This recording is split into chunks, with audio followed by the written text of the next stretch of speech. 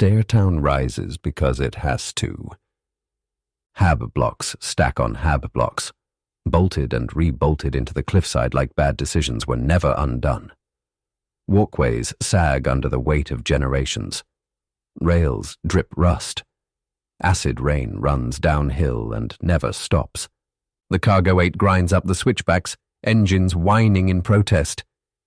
Inside, nobody talks. Nail stands braced at the open hatch, coat snapping in the wind, eyes on the tiers above. Kara checks her pistol for the 3rd time. Kais watches reflections slide across the hull plating. Thonius keeps notes he doesn't show anyone. Froka smokes. Presence thinning the air around him. Zale sits very still, hands folded, listening to the city breathe. Ravenor's chair floats in the center of it all, silent, observant. Not directing, letting it play. Staretown is where families live, which is why it's useful. Dras Bazarov's sister lives 3 levels above a shrine that smells of burnt fat and incense. The door is old plasteel, repainted too many times. Someone has tried to make it look cared for. Nail knocks. No answer. He knocks again, firmer. A woman's voice, thin and tight. Go away. Nail lowers his head, softens his stance. Puts the gunman away. We're not here for trouble. We're here because your brother is. Silence stretches. Then the locks disengage. Nenny Bazarov is smaller than expected, wrapped in a coat that's seen better years, eyes sharp with fear and exhaustion. He's not here, she says immediately. We know, Kara says, gentle but unmoving. That's the problem. They don't force their way in. They don't threaten. Niall lets the room breathe, lets the woman talk herself into it. He was scared, Nenny says eventually. He came 2 nights ago. Took his kids, wouldn't sit down, kept checking the windows. What scared him? Nail asks. She swallows. Something he couldn't stop. She produces a data slate with shaking hands. Shipping tags, route codes, a name scratched into the casing with a blade. Odyssey, Bogosian. Keyes feels the name before she reads it. A pressure. A thread tightening. He said Bogosian could make it quiet. Nenny continues. Could move things where no one would look. Places that already had noise. Like a circus? Kara says. Nenny nods. Once. Miserable. Bogosian doesn't answer doors. He answers motion sensors, rigged traps, and a pair of hired heavies who panic when Nail's first shot takes one of them in the throat. The chase spills upward. Deadlofts are half-built habs abandoned mid-rise, all exposed beams and vertigo. Rain slicks the girders, wind howls through unfinished rooms. Somewhere below, something breaks and never stops breaking. Kara moves like she was born here. She takes point without being told. Slides under a swinging beam. Vaults a gap that makes Zale gasp. Nails one runner through the calf and keeps going. Bogosian runs hard. Not brave. Desperate. He slips at the edge of the scaffold. Grabs for a rail. Misses. Nail catches him by the collar before gravity finishes the argument. They drag him back onto solid footing. Bogosian sobs once, then stops when he sees the guns. I just move things, he babbles. I don't touch it. I don't look. Where? Nail says. Bergossian laughs, a broken sound. Carnivora, where else? Beasts go in. Glass goes with them. Everyone's watching the show. No one's watching the crates. Ravenor feels the chain. Lock into place. Bazarov to Bergossian to Carnivora. A public spectacle big enough to hide an artery. Bergossian doesn't make it out. One of the heavies wakes up just long enough to pull a trigger. The shot takes Bergossian in the back. He goes over the edge without another sound. The body hits far below. The echo takes a long time to die. Kara stares down after it. Rain streaks her face. Not shock. Calculation. The cost logged and stored. That was fast, Nail says quietly. Too fast, she replies. Which means the supply chain knows it's being watched. Which means Carnivora just became urgent. Back in the Cargo 8, the city sliding past again, Ravenor finally speaks. Carnivora is not a diversion, his voice says, flat through the vox. It is a valve, opened and closed on schedule. No argument, no debate. They all feel it. The pressure shifting, the line tightening. The circus lights are already warming up. Carnivora. Formal G burns like a crown of fire. Sirens, horns, searchlights, flares. Vox horns pound the chant, Carnivora. 250,000 people come to feed the hive its favorite story. Blood. Thread 1. Kai's in through the kitchen. The crowd at Carnivora moves like weather, dense, loud, impossible to push against once it decides where it's going. Bodies press shoulder to shoulder beneath hanging lights and drifting ash. Meat smoke and promethium haze cling to skin. Kai's lets it take her. She stays close to the hammers, a knot of heavy-set men in work leathers and cheap augmetics, already half-drunk, already chanting. Dock muscle. Enforcers on their night off. Exactly the kind of men Carnivora likes to wave through. Lesh is with them, loud and grinning, one arm slung around her waist as if she belongs there. He smells of oil and spirits. He likes the way people look at him when she's on his arm. Kai's lets him. She moves with the group, meat stick cooling in one hand, Lesh's liquor sloshing in the other. Blackened emerald bodice, smile girl grin. Everything about her says not worth the search. The gate pings red. She stops without stopping, lifts her arms, laughs once, light and careless. It's just the wiring in my corset, old model. The stewards glance at her, then at the hammers behind her, chanting, jostling, already impatient. Someone bangs on the barrier. Someone else shouts for blood. The barrier drops. Approval rolls through the group like a wave. The hammers surge forward, dragging Kai's with them. She kisses Lesh once, quick, public, exactly what he expects, then slips sideways as the crowd compresses, letting the press of bodies peel her away. By the time Lesh realizes she's gone, she's already part of the noise. Inside, the arena opens up. A vast bowl of motion and violence. Knife teams blur steel under white lights. Twist clowns swing mallets that crack bone for laughs. Golden acrobats fall and catch bars 30 meters up, trusting the crowd to keep watching. Kais moves downward through service stairs and shadowed rails. Pace unremarkable, head low.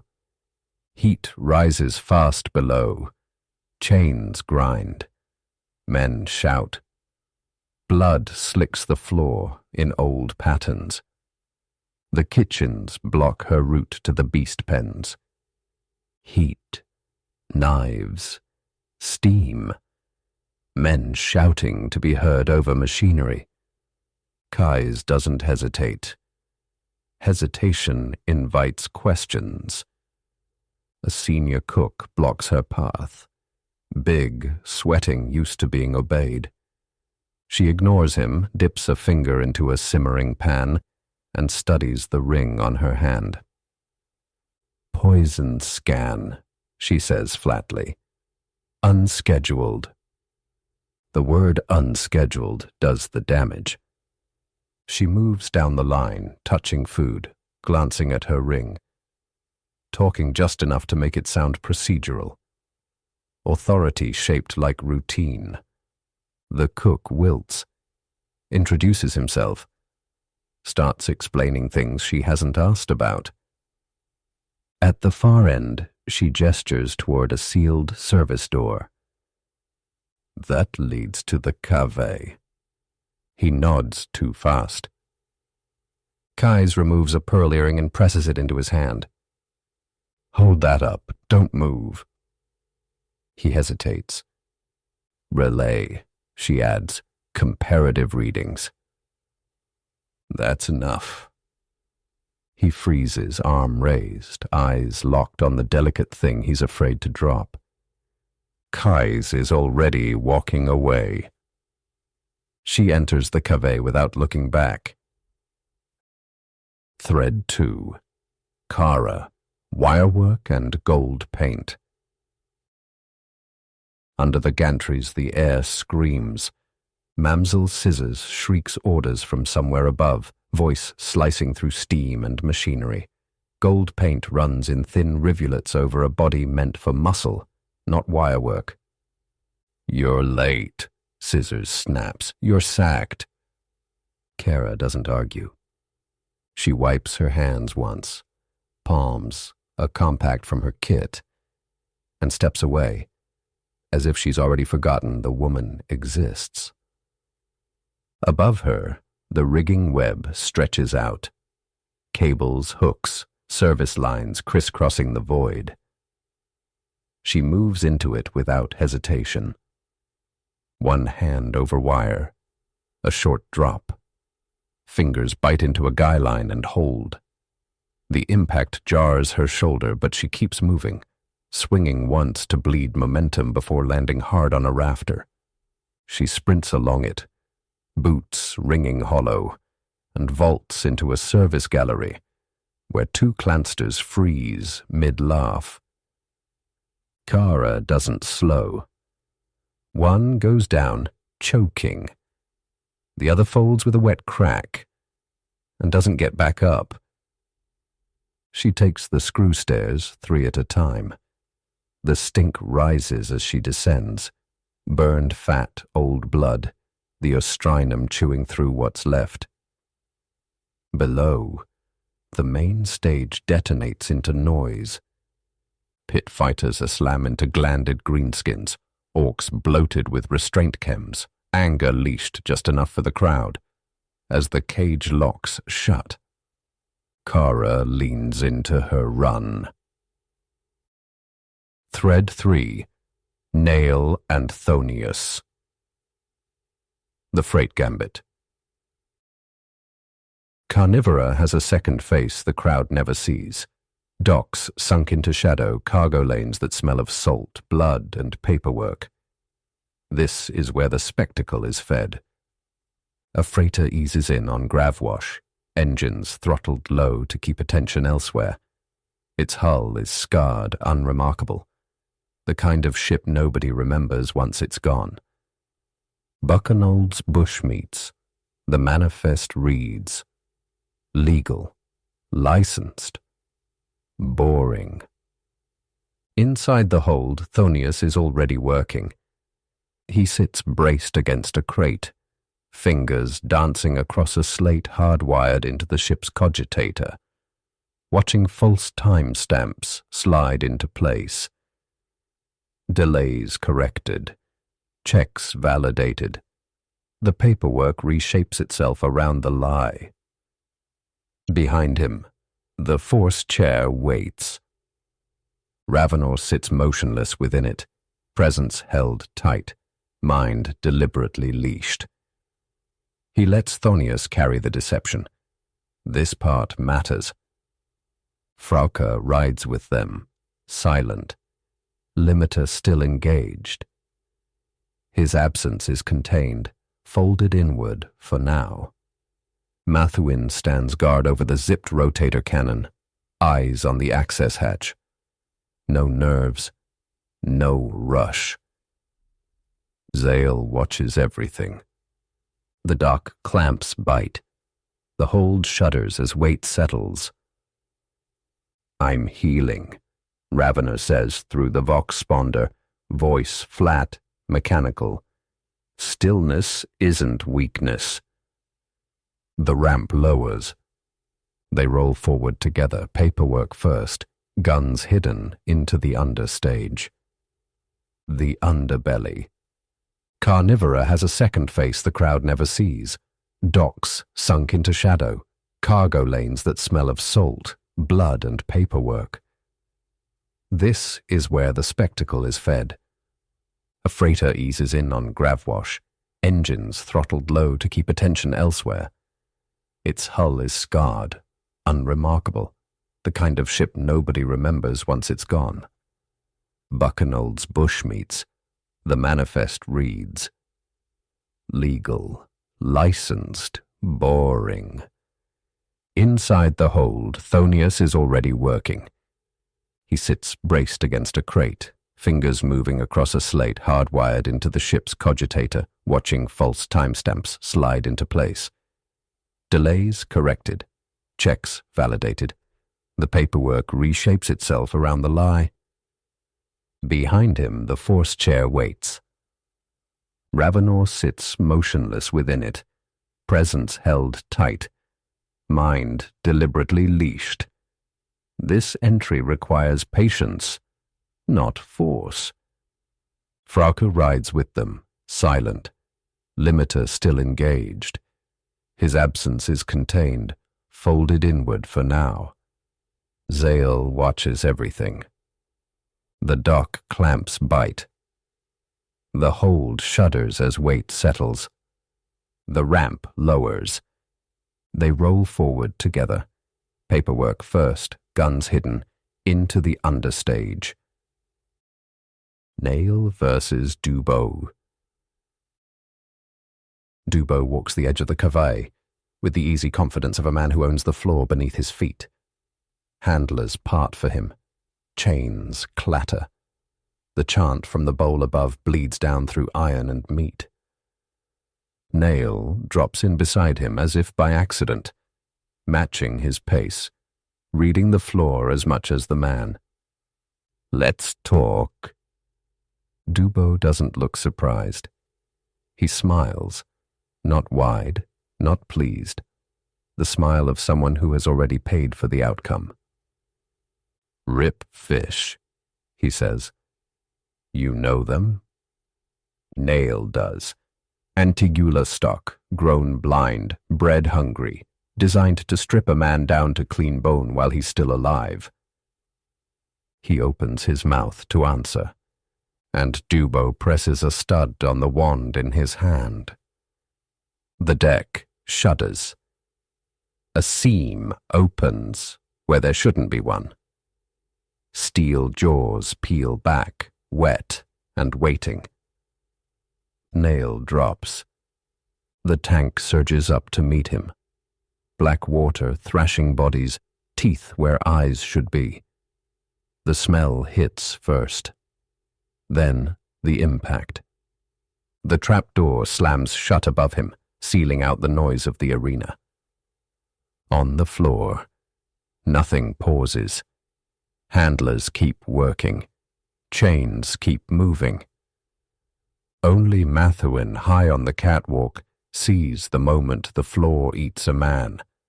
The catwalk slicks under his boots, the cave yawning open beneath him. He raises the rotator cannon and squeezes the trigger. The barrels spit thunder and shots tear through gantries and cage frame alike. Cages slam, beasts rear and bellow. One spiger tears free of its restraints, skittering sideways into handlers who scatter too late. Grazers panic, horns lifting men clean off the floor. Dubo doesn't look back. He's already moving, headset clamped tight, vanishing into the confusion he's paid to survive. Below, most of the floor crews break and run. Not the pit handlers. They force their way through the chaos toward the ripfish controls. Protocol still matters here. Death needs confirmation. The shutter grinds open. The tank churns, teeth flashing beneath the surface. Nail hangs above it. He's upright, arms spread instinctively for balance, boots dangling a meter clear of the snapping water. He shouldn't be there. Nothing should. The hold is invisible but absolute, pressure locked around his center, fighting gravity and the pull of the pit. The strain shows in the way he shakes, the way the air around him seems to resist. Slowly he moves sideways. Inch by inch, the force drags him clear of the opening and deposits him hard against the lip of the pit. For a heartbeat, nobody moves. One handler lunges for Nail. Kais applies force where it will do the most damage. The man drops straight into the pit. The second reaches for a weapon. Nail steps into him and ends it with one punch. Kais staggers into view, breath ragged, eyes unfocused. "Last minute save," she says. "You've put on weight." Nail grins once. "Move." Dubo slams through a door and into a private office, scattering papers as he yanks a tube charge from his coat. Kara is already there, compact raised, blocking the only way out. "Drop it." He doesn't. Kara closes the distance in 2 strides. Her forearm smashes into his wrist as he fumbles for the arming stud. The charge slips from his grip and bounces off his face with a dull, ugly crack. Blood sprays. Dubo staggers back, clutching his nose, panic finally breaking through. "Ekrot!" Something answers. The side doorway fills with mass, 2.5 spans of grafted muscle wrapped in gold ceramite. Pistons hiss. A chainsword spins up, screaming. Kara fires. The rounds spark and skip, useless. The blade comes down and the desk shears apart. She dives, dodges, rolls, as Ekrot forces her out of the office and toward the docks, Dubo stumbling behind. Nail and Kais burst out onto the dock and run straight into a magistratum cordon. Riot guns come up. Kais reacts first. Invisible blades of force flick outward. 2 gun barrels rupture in the enforcer's hands. 2 bodies lift and slam back hard. The rest are pinned flat to the ferrocrete, struggling uselessly. They push through. Kara staggers into view, paint smeared and bleeding, backing away as Ekrot charges. The chainsword chews sparks along the wall as it bites for her. "Kara!" Nail raises his heavy pistol and fires. The weapon booms low and hard, each shot hammering into the gladiator's chest plate. Ceramite dents, pistons shudder. Ekrot doesn't slow. Kais reaches for him then. Not striking, not throwing, but holding. Force clamps down across shoulders, hips, spine. Augmetics scream as they fight themselves. Ekrot freezes mid-stride, muscles bulging, armor creaking. Sweat beads instantly on Kais's brow. Nail now. He empties the clip into the same points. Still nothing. The force chair glides into the space behind them. Ravenor does not hurry. Pressure descends. Ekrot is driven sideways, then again, not struck, but overridden. His body smashed into stone by a will heavier than muscle or machine. Armor caves. The chainsword dies in a choking whine. Ekrot folds where he stands. Nail is already moving. He shoves past Kara and back into Dubo's office as the man reaches again for the dropped charge. It lifts from the floor and snaps into Kiss's hand. Not today. They haul Dubo out, alive, only because they need his mouth. Transports, now. Ravenor's voice issues from the chair, flat and mechanical. They move, dash, dash. Then stop. Dock hatches hiss open.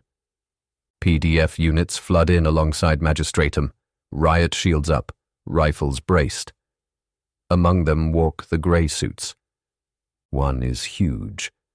One is slight, blonde, smiling like a blade. Kinski. Nail steadies his pistol. Kais lets her blades orbit, slow and deliberate. Mathuin limps in. Weight on Thonius. Frocka stands apart, immovable. Kara breathes through pain. Zale hears the voice only he can hear. Dubo hangs between them, half-conscious. Above it all, the chant still hangs in the air. Carnivora. Hold, Ravenor says. Kinski flips open a wallet as he walks. Lomer Kinski, Ministry of Subsector Trade, Authority of the Lord Governor.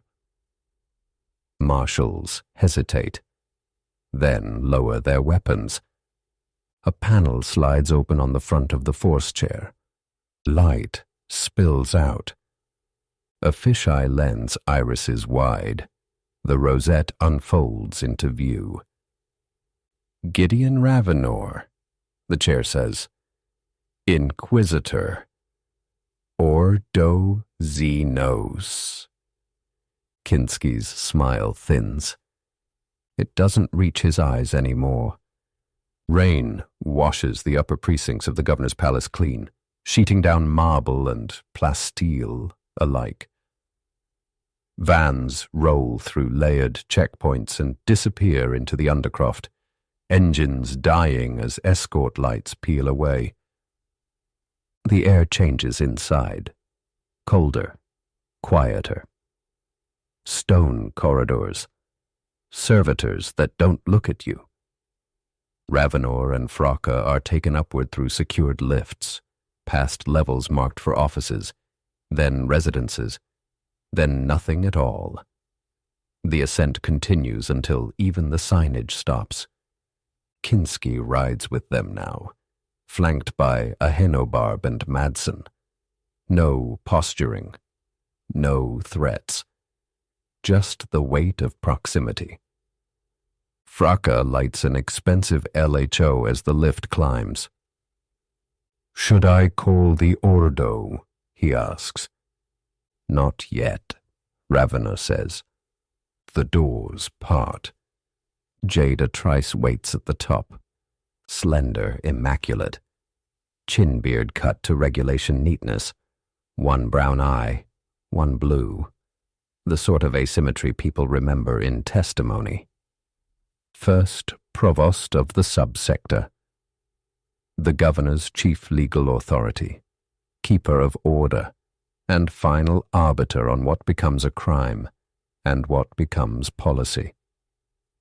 He apologizes immediately for the violence at Carnivora, for the magistratum response, for Kinski's confrontation.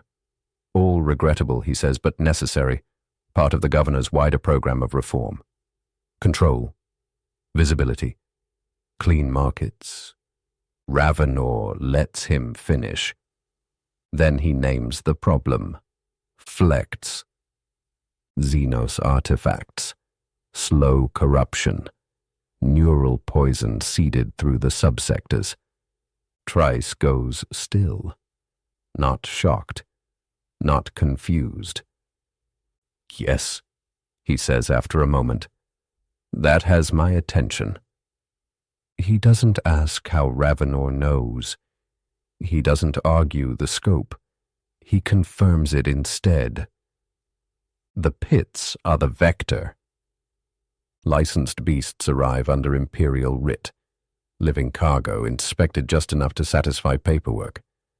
The flects come in with them, implanted, concealed, grown into flesh and bone until nothing looks amiss. Ravenor asks for Dubo. Of course, Trice says. Then Dubo opens the chain properly. Names follow, precise and unadorned. Fever Sko. October Country. Captain Kizari Thekla, Lucky Space. Trice exhales once. The October Country broke orbit 50 minutes ago, he says. Course laid for Flint. No clearance. Silence settles, heavy with implication. The palace landing pad gleams with rain. Nail stands with Keese and Kara. Zale hovering close, eyes everywhere. Dubo kneels between them in manacles, barely conscious. Ravenor rolls out with Frauka at his side. Behind them come Kinski, Ahenobarb, and Madsen, no longer escorting but carrying crew bags. Nail squints at the unexpected addition. Who the hell? Say hello, Ravenor says. He doesn't slow. They're coming with us.